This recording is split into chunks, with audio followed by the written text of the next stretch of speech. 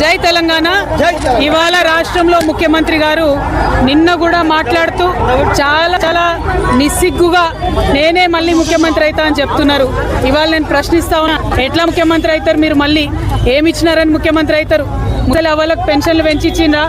ముసలి అమ్మ నాన్నలు అడుగుతూ ఉన్నారు, పెన్షన్ పెంచి ఇచ్చిరా? మీరు ఎక్కడన్నా ఎన్ని లక్షల మంది ఇవాళ వితంతువులైన ఒక్కరికన్నా కొత్త పెన్షన్ ఇచ్చిండ్రా?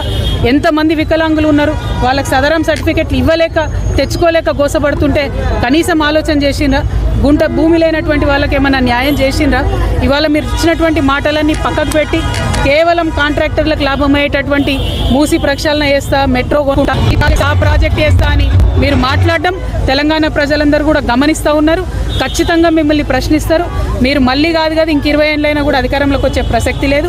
ఎందుకంటే ఇవాళ రాష్ట్రంలో ప్రశ్నించడానికి ఒక కొత్త రాజకీయ శక్తి వచ్చింది. వేరే ప్రతిపక్షాల్లాగా ప్రజలెటన్నా పోని అని చెప్పి మేము ఇంట్లో ఉండలేము. రోజుకొక అంశం తీసుకుంటున్నాం, రోజుకొకరి ఇష్యూ తీసుకుంటున్నాం, పరిష్కారం అయ్యేంత వరకు కూడా పోరాడుతూ ఉన్నాం. ఇక ముందు కూడా మిమ్మల్ని ఖచ్చితంగా నిలదీస్తాం. మీరు ఇంకా కూడా పాత నాయకుల్ని తిట్టుకుంటా, పాత గవర్నమెంట్ని తిట్టుకుంటా టైంపాస్ చేయడం కాదు. ఏవైతే గ్యారెంటీలు ఇచ్చిండ్రో, ఇండ్లు ఇస్తామన్నారు, పెన్షన్లు ఇస్తామన్నారు, అవన్నీ ఇవ్వండి, ప్రజలకు మేలు చేయండి, ప్రజలకు పనికొచ్చే పని చేయండి. లేకపోతే మాత్రం తెలంగాణ రక్షణ సేన మిమ్మల్ని నిరంతరం ప్రశ్నిస్తూనే ఉంటుంది. Thank you. జై తెలంగాణ.